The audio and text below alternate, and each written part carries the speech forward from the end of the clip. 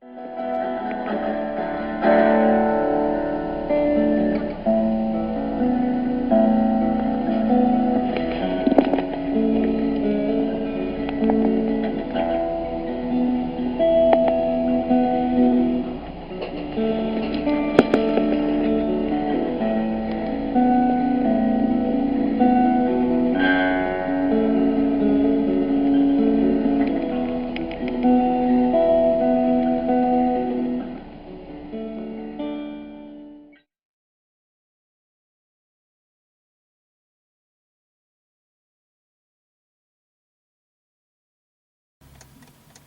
everyone, this video is going to be about reloading.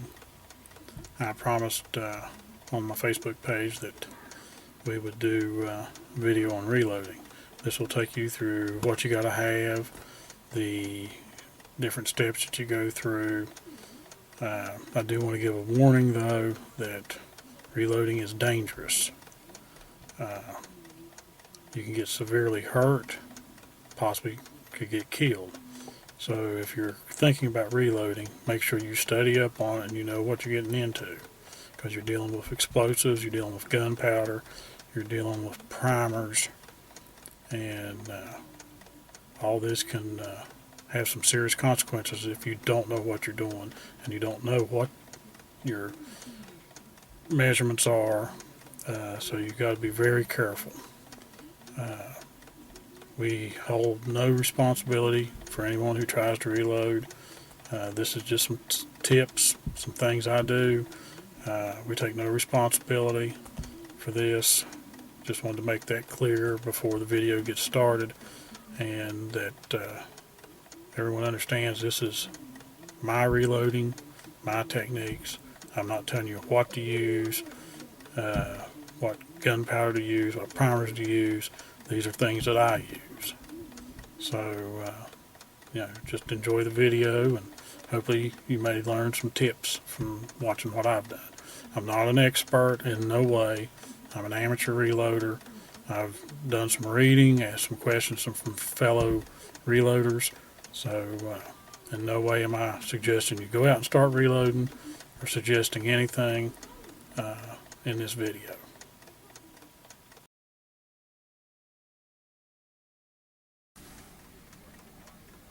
Hello everyone, this is Juddy, and I said on the J&J True Outdoor Adventures Facebook page that I would do a video on reloading.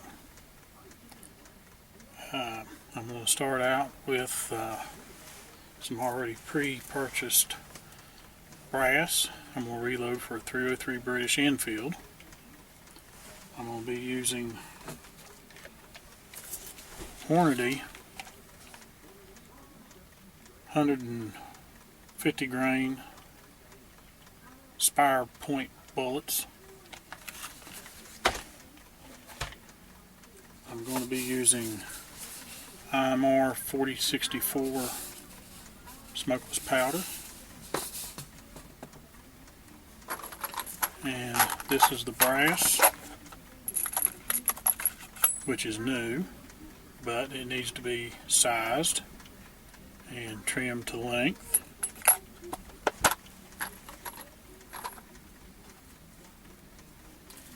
And here's a once fired brass for a 303. Just to show you, it still has the primer in it, which has been fired, of course. And with this process, I don't have to do a tumble, which is placing the brass in a tumbler of walnut media to shine it, clean it.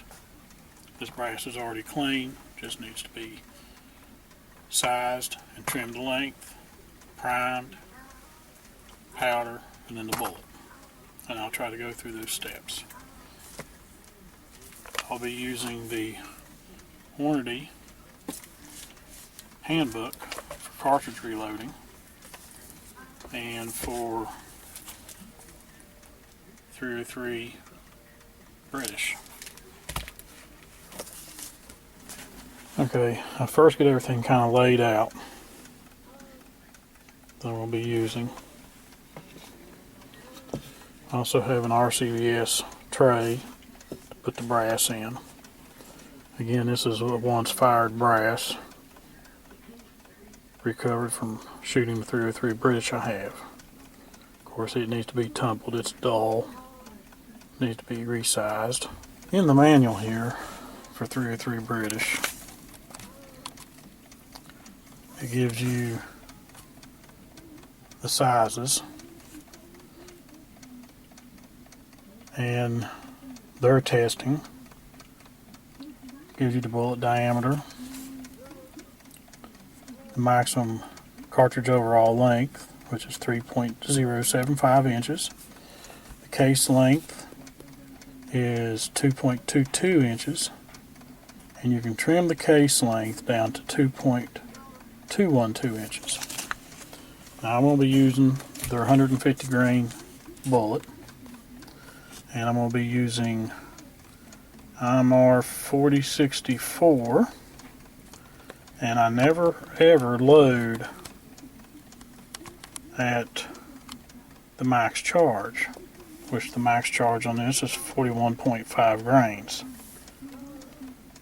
This charge here to 32.8 will give you a velocity of 2200 feet per second.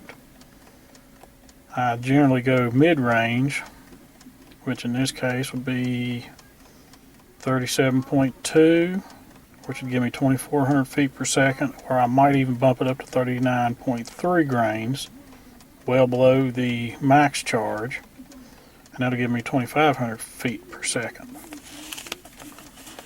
The text in the book also explains the coming of the 303 British and a little bit of history about it. Again, the brass that I'm using is already cleaned. It's new brass. It's never been primed. And you'll notice that where the bullet goes, there's a little bit of imperfection. That's where it has to be resized. And to do that, I will be using my Lee turret press, which already has the dies installed. You have the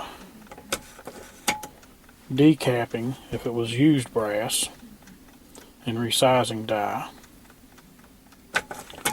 You have the bullet seating die, and if you choose to crimp, some people do, you have the crimp die, which I generally do not crimp, not on a bolt action.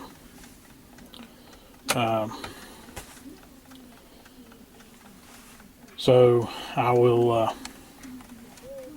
attempt to get some stuff set up and let you see the process. Okay, one of the steps first off, anytime you're sizing brass, is to have a pad with case lube on it. You use this pad to lube the brass so it doesn't stick in the die. Always keep some extra rags around as well. But you take your brass, and we'll start out with 5 rounds.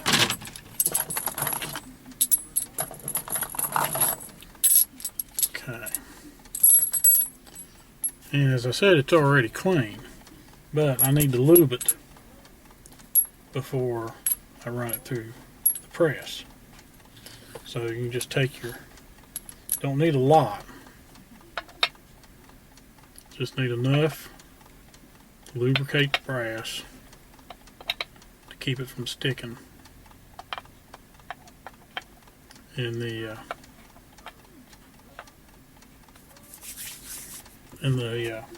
press.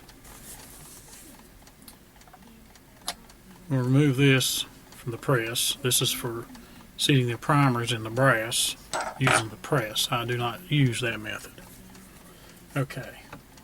Now, I've already adjusted my height and everything in my press. So you take brass,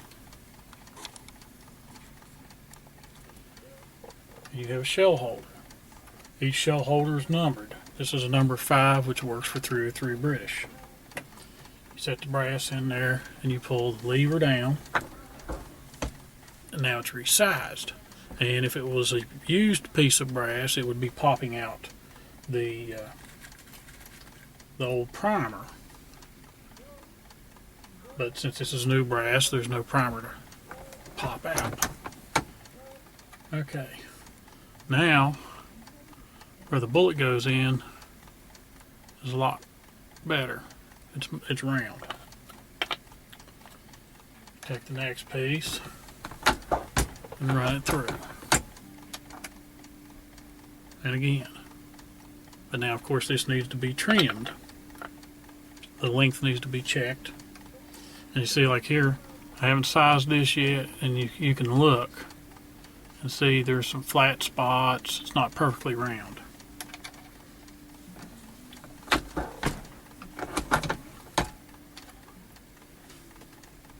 Now it is.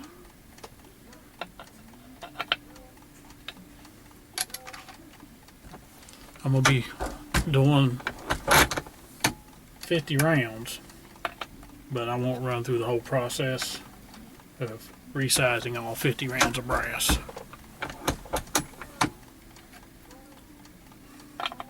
Okay, we're down to the last 3.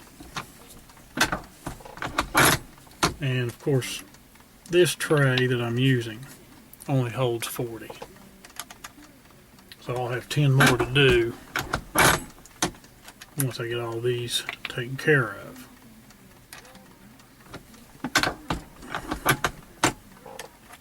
So that was the last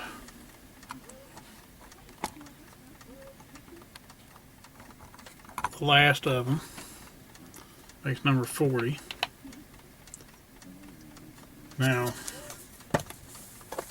I will get these set up and ready to run through the trimmer and trim them to length. Okay, and if you're going to reload, you have to have a caliper. This one, of course, is an analog, but you have to be able to check the case length. And this case length right now is 2.208.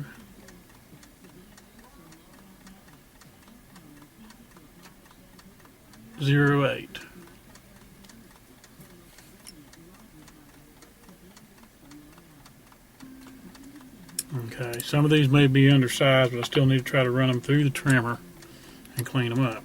But you check them, because to get accuracy, you want these to be all the same size.